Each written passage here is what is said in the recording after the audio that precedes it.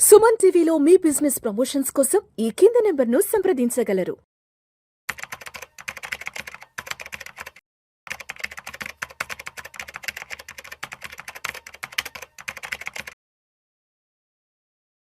నమస్తే, welcome to Suman TV. నేను విష్ణు. ప్రస్తుతం మనతో పాటు senior stock market analyst Ramachandramurthy గారు ఉన్నారు. వారితో మాట్లాడదాం.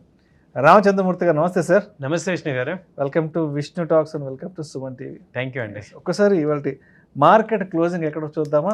7th August Friday weekend. ఇవాళ సెన్సెక్స్ విషయానికి వస్తే 455 పాయింట్ల నష్టంతో 78,499 వద్ద క్లోజ్ అయింది.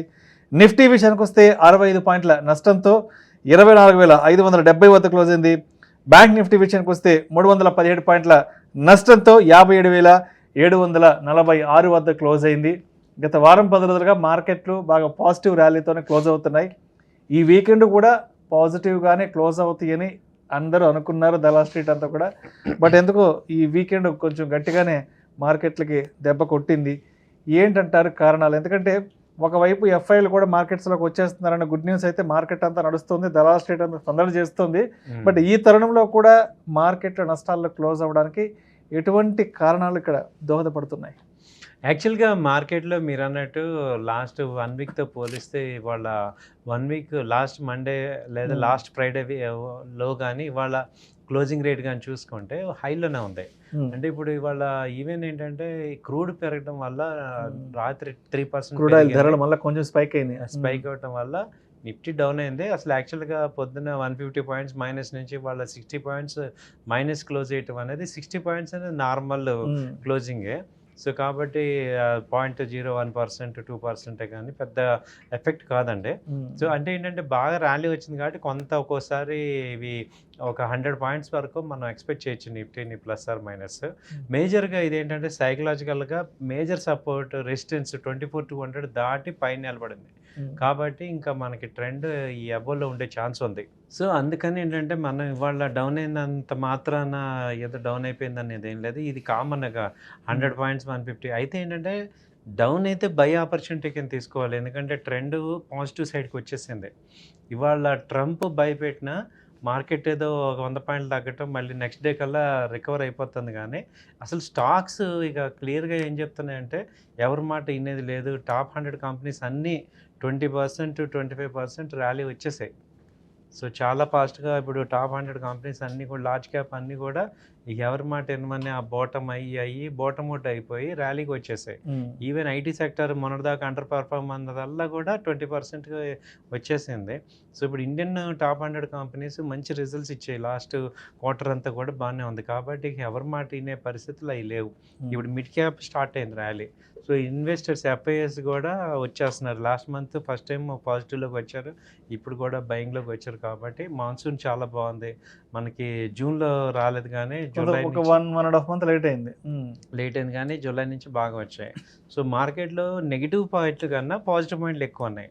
నెగిటివ్ పాయింట్ ఒక్కటే ట్రంప్ నెగిటివ్ ఉంది. అయితే ట్రంప్ కూడా ఏం జరుగుతుందంటే ఆయన ఎక్కువ స్ట్రాంగ్గా ఇరాన్ మీద యుద్ధం చేసే పరిస్థితి కూడా లేడు. లోకల్గా కూడా నెగిటివ్స్ ఉన్నాయి. So crude oil up and down అవటం తప్ప ఒక పెద్ద ఇంకా వచ్చేది ఏం లేదు. అయితే యుద్ధం కంటిన్యూ అవుతుందా లేకపోతే రన్నింగ్లో ఉంటుందా, ఇంకా హార్మోజ్ ఓపెన్ చేయటం ఇవి కొంచెం ఇబ్బంది ఉంది. సో నౌకలు షిప్పులు ఒక్కోసారి వస్తున్నాయి, ఆగుతున్నాయి. సో ఆ ఒక్క ఇదే తప్ప ఇంటర్నేషనల్ అంతా కూడా ఎక్సెప్ట్ కొరియన్ మార్కెట్ తప్ప మిగతా అంతా కూడా నార్మల్ స్టెబిలైజ్ అవుతుంది. అలాగే రేట్ కట్స్ కూడా ఇప్పుడు యూఎస్లో కూడా ఇవ్వలేదు, నార్మల్ రేట్ కట్స్ చేశారు. అలాగే నార్మల్గానే ఉంది ఇక్కడ కూడా. ఫెడ్ కూడా నెక్స్ట్ 2 months రేట్ లేదు. సో ఇన్ఫ్లేషన్ని నార్మల్ చేశారు. సో అంత ఎకానమీ అంతా కూడా పాజిటివ్గానే బూస్టింగ్గానే ఉంది. సో పాజిటివ్గానే. సో అయితే రామచంద్రమూర్తి గారు, గత వారం రోజుల నుంచి మార్కెట్స్లో బాగా ప్రముఖంగా ప్రస్తావనకు వస్తున్న టాపిక్ ఏంటంటే సౌత్ కొరియన్ మార్కెట్స్లో కొంత క్రాష్ వచ్చింది కదా, ఏఐ బబుల్ బ్లాస్ట్. సో దీన్ని ఎలా చూడాలంటారు? ఇది యాక్చువల్గా ఏంటంటే ఒక సెక్టర్ బాగా అవుట్ పర్ఫామ్ చేస్తుంది అనుకుంది బరస్ట్ అవుతుంటే మనకి ఒక రకంగా ఐ ఓపెనింగ్ లాగా అవుతుంది. లాస్ట్ టైం .com ఎలాగైందో ఇప్పుడు ఐటీ అన్నారు, ఏఐ అన్నారు. దాని మీద లాస్ట్ 6 months బ్యాక్ చాలా సూపర్ అని చెప్పారు.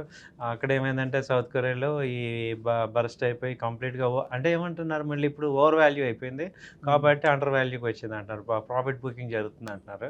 సో మీద అంత హెవీ ఎక్స్పెండిచర్ అవుతుంది కానీ అవుట్కమ్ అంత ఇదిగా ఉంటుందా లేదా అనేది మళ్ళీ ఇప్పుడు డౌట్లు వస్తున్నాయి అందరికీ కూడా. సో ట్రెడిషనల్ ఇది అవుతుంది, బట్ సౌత్ కొరియా అయితే దాదాపు 20% 25% ఫాల్ అయింది. మళ్ళీ మొన్న ఎంతో 5% అలా 6% రికవర్ కూడా అవుతుంది. మేజర్గా అక్కడ మనకి సామ్సంగ్ హ్యాండ్రీ 2 కంపెనీస్ ఉన్నాయి. సో ఆ 2 కంపెనీస్ డౌన్ అవటం అనేది జరుగుతుంది. సో అవి మళ్ళీ స్టెబిలైజ్ అవుతుంటాయి. సో ఇప్పుడు మనకి జనవరిలో అయితే ఎలా జరిగిందో ఇప్పుడు అక్కడ ఏషియన్ కంట్రీస్లో వాటిలో జరుగుతున్నాయి అది. సో ఇప్పుడు దానివల్ల మనకి ఒక రకంగా అడ్వాంటేజ్, కాంపిటేటర్ వీకెడ్ కాబట్టి మనకి ఎఫ్ఐఎస్ వచ్చే ఛాన్స్ ఉంది. తైవాన్ కూడా కొంచెం ర్యాలీ తగ్గింది కాబట్టి ఈ సెమీ కండక్టర్ ఇండియాలో కూడా స్టార్ట్ అవుతున్నాయి కాబట్టి మనకి అది ఒక రకంగా బెనిఫిటే.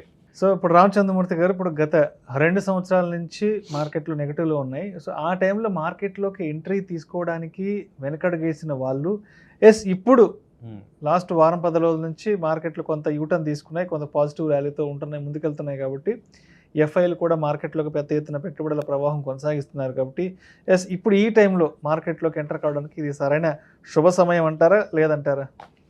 యాక్చువల్గా అండి ఇది మనం అందరం లాస్ట్ 5 years నుంచి కూడా మార్చుతున్న ధోరణి ఇదే. అందరూ ఏంటంటే రీటైల్ ఇన్వెస్టర్స్ పెరిగిపోయాక వస్తున్నారు.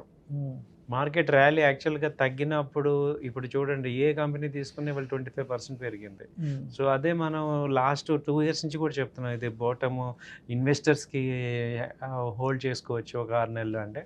సో ఇప్పుడు కూడా ఇంకా నేను చేయను అంటే ఆల్రెడీ పెరుగుతున్నప్పుడు చేయక బాటంలో చేయలేదు, కొన్ని రివర్స్ అవుతున్నప్పుడు కూడా బై చేసుకోకపోతే ఇంకా పీక్ వెళ్ళాక మీరు మళ్ళీ అదే మిస్టేక్స్ చేయకండి. అట్లీస్ట్ ఇప్పుడు కనుక మీరు కొంత అమౌంట్ ఉంది, మార్కెట్ ఇన్వెస్ట్మెంట్ చేసే ఆలోచన ఉంటే మాత్రం ఇది శుభ సమయమే. ఎందుకంటే మేజర్గా అప్ ట్రెండ్ స్టార్ట్ అయింది. సో అట్లీస్ట్ 20% అప్ ట్రెండ్ నుంచి అయినా పట్టుకుంటే కనీసం ఇంకో 30% ర్యాలీ ఉంటుంది.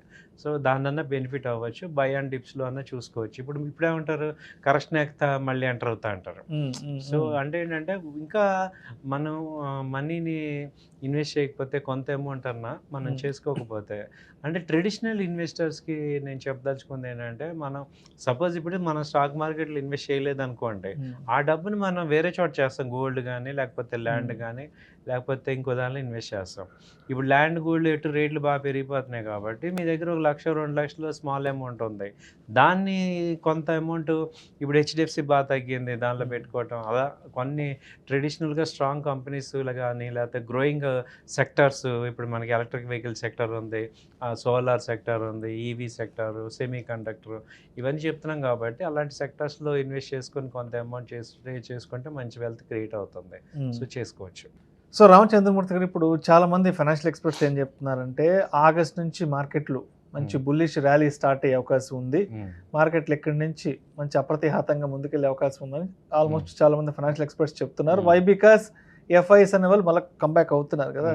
సో ఇప్పటి నుంచి మార్కెట్లోకి ఎంట్రీ తీసుకొని ఇన్వెస్ట్ చేద్దాం అనుకున్న వాళ్ళకి మంచి అంటే అనుకూలమైన సెక్టర్స్ ఏమున్నాయి? Good question sir. ఇది ముందు ఇన్వెస్ట్ అవుదాం డిసైడ్ అయ్యాం, ఇప్పుడు ఏం చేయాలి, ఏ సెక్టర్ ఏంటి? ఎఫ్ఐలు కూడా పెద్ద ఎత్తున ఏ సెక్టర్స్ లోకి మనీ పంప్ చేస్తున్నారు అంటే ఇప్పుడు బాగా పెరుగుతున్న సెక్టర్ ఫైనాన్స్ సెక్టర్ సార్. మంచి రిజల్ట్ వచ్చే బజాజ్ ఫైనాన్స్, అలాగే చోళమండలం ఫైనాన్స్, శ్రీరామ్ ఫైనాన్స్, ఇవి బాగా వచ్చాయి. తర్వాత రియాలిటీ సెక్టర్ ఒకటి బాగా పెరుగుతుంది. బ్యాంకింగ్లో అయితే ఇప్పుడు గవర్నమెంట్ బ్యాంకింగ్, ఎస్బీఐ రిజల్ట్స్ కూడా బాగానే వచ్చాయి, గవర్నమెంట్ బ్యాంకింగ్ బాగానే ఉంది. సో ఈవెన్ ప్రైవేట్ బ్యాంక్స్ కూడా బ్యాంకింగ్ సెక్టర్ బాగానే ఉంది. ఆటోమొబైల్ అయితే కొంచెం ఒక 20% పెరిగినాయి, అదేదైనా డిప్ వచ్చినప్పుడు యాడ్ చేయొచ్చు, అవి పెరుగుతున్నాయి. తర్వాత మెటల్స్, కన్జ్యూమర్ గూడ్స్, ఇప్పుడు ఫార్మా, ఎఫ్ఎంసీజీ, ఈ ట్రెడిషనల్స్ అన్నీ కూడా ఉన్నాయి, బాగానే ఉంది. ఇంకా వెళ్తే ఈ సెమీ కండక్టర్ స్టాక్స్, అలాగే సీజీ పవర్ కానీ, ఇవి బాగానే ఉన్నాయి. సో ఐటీ సెక్టర్ కూడా ఇప్పుడు బాటమ్ అవుట్ అయ్యి రివర్స్ అవుతుంది. సో ఈ సెక్టర్స్ బాగానే గ్రో అవుతున్నాయి కాబట్టి వీటిల్లో ఒక 10% చొప్పున సెక్టర్కి 10% చొప్పున పెట్టుకున్నా మీకు 10 సెక్టర్స్ 100% అయిపోతుంది. సో ఒకే సెక్టర్లో టూ మచ్ పెట్టకుండా ఒక సెక్టర్కి 10% అలా ఇన్వెస్ట్ చేసుకున్నా బెటర్గా ఉంటుంది. అండ్ అదేవిధంగా మ్యూచువల్ ఫండ్స్ వాళ్ళ పరిస్థితి ఎలా ఉంది, ఆల్రెడీ ఇన్వెస్టెడ్ పోర్ట్ఫోలియోస్ ఎలా ఉన్నాయి, అండ్ ఎస్ మ్యూచువల్ ఫండ్స్లో కూడా ఇన్వెస్ట్ చేద్దాము ఈ ఆగస్టు సెప్టెంబర్ నుంచి ఎంటర్ అవుదాము అంటే ఎప్పటి నుంచి ఆలోచనలో ఉన్నవాళ్ళు ఈ అప్కమింగ్ మంత్స్లో ఈ కపుల్ ఆఫ్ మంత్స్లో ఎంటర్ అవుదాం అనుకున్న వాళ్ళు మీరు ఏం చెప్తారు? మ్యూచువల్ ఫండ్స్ అయితే ఇంకా ఎంటర్ అవ్వచ్చు అంటే లంసమ్ అయినా కానీ ఎస్ఐపిలో కానీ. సో ఇప్పుడు మిడ్ క్యాప్ ఫండ్ కానీ స్మాల్ క్యాప్ ఫండ్ కానీ బాగా పెర్ఫామ్ చేసే ఛాన్స్ ఉంది. బాగా బీట్ అయిపోయింది. స్మాల్ క్యాప్ అయితే బాగా బీట్ అయిపోయింది. అది నెక్స్ట్ 3 years ఆర్జిన్లో చూసుకుంటే బాగానే వస్తుంది. మిడ్ క్యాప్ కూడా బాగా పెరిగే ఛాన్సెస్ ఉన్నాయి. అలాగే మెటల్స్, ఇది ప్రెషియస్ మెటల్స్, మెటల్ ఇండెక్స్లో కూడా ఇన్వెస్ట్ చేయొచ్చు. గోల్డ్ సిల్వర్ కూడా బాగా పెరిగే ఛాన్స్ ఉన్నాయి. సో వాటిల్లో కొంత మల్టీ క్యాప్ ఫండ్ అంటుంది దాన్ని. మల్టీ క్యాప్ ఫండ్ కానీ ఆపర్చునిటీ ఫండ్ కానీ వీటిలో చేసుకోవచ్చు. చేసుకుంటే బాగుంది. ఇప్పుడు సౌత్ కొరియన్ మార్కెట్స్ క్రాష్ ఏదైతే ఉందో ఇది తైవాన్ మార్కెట్లకి, జపాన్ మార్కెట్లకి, అమెరికన్ మార్కెట్లకి ఏదైనా ఇంపాక్ట్ చూపించే అవకాశం ఉందా? ఒకవేళ ఆ మార్కెట్స్ కనుక ఇంపాక్ట్ అయితే ఇండియన్ ఈక్విటీలోకి వచ్చే ఇబ్బందులు ఏంటి? ఇప్పుడు సౌత్ కొరియన్ ఎఫెక్ట్ అది లోకల్ ఇంపాక్ట్, అది జరుగుతున్నది లోకల్ ఇంపాక్ట్ వల్ల జరిగింది తప్ప ఇంటర్నేషనల్ వల్ల జరగల. సో ఇంటర్నేషనల్ జరిగితే అన్ని మార్కెట్స్ డౌన్ అవుతాయి. కాబట్టి ఇప్పుడు కాంపిటేటర్ తగ్గటం వల్ల ఏషియన్ కంట్రీస్ స్టాక్ ఎక్స్చేంజ్ కొంచెం బెనిఫిట్ ఉంది. సో అక్కడ ఉన్న రీటైలర్స్ అదే అక్కడ ఉన్న FIS ఇటు కౌంటర్ అవుతారు. అంతేగాని యుఎస్ మార్కెట్కి చైనా మార్కెట్కి పెద్ద ఇంపాక్ట్ అయ్యేది ఏం లేదు. వేరే యూరోప్ కానీ మార్కెట్స్కి ఏం ఇంపాక్ట్ లేదు. ఒకవేళ ఉన్నా కానీ డిస్కౌంట్ అయిపోతుంది. 2-3 రోజులు డౌన్ అవుతారు, మళ్ళీ మోతుంది. ఎందుకంటే కొరియన్ మార్కెట్ వరల్డ్ మీద పెద్ద ఇంపాక్ట్ లేదు. అదేదో సైలెంట్గా ఉంటుంది తప్ప కొరియన్ మార్కెట్ ఇంపాక్ట్ చేసేంత పరిస్థితి లేదు. కాబట్టి ఇబ్బంది ఏం లేదు.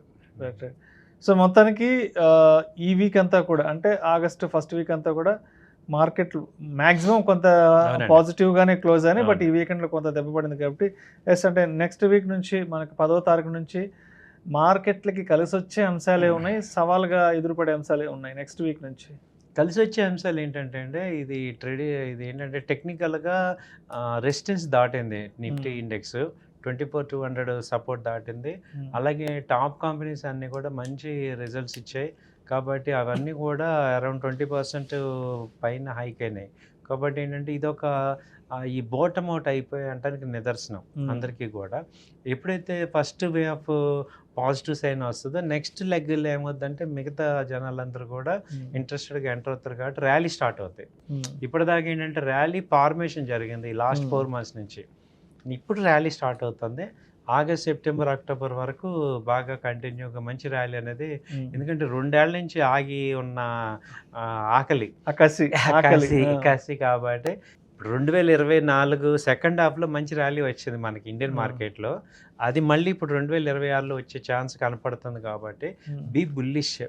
సో బై అండ్ డిప్ ఉండండి. మంచి అయితే ఏంటంటే వీక్ కంపెనీ సెలెక్ట్ చేసుకోకండి. మంచి స్ట్రాంగ్ కంపెనీ, రిజల్ట్స్ బాగుంది, ఫండమెంటల్గా కొంచెం చూసుకోవాలి. ఎందుకంటే రిజల్ట్స్ ఎలా ఉన్నాయి, సేల్స్ గ్రోత్ ఉందా, 20% గ్రోత్ ఉందా, ప్రాఫిట్ 20% గ్రోత్ ఉందా, ఇంతే ఈ 2 చూసుకుంటే చాలు, ర్యాలీలో పార్టిసిపేట్ చేయొచ్చు. అలాగే ఆ సెక్టర్ గ్రోత్ ఎలా ఉంది, గ్రోయింగ్ సెక్టర్ ఎలా ఉంది, ఇవన్నీ చూసుకుంటే బాగానే ఉంటుంది. Right sir. Thank you sir. Thank you so much Ramachandramurthy గారు.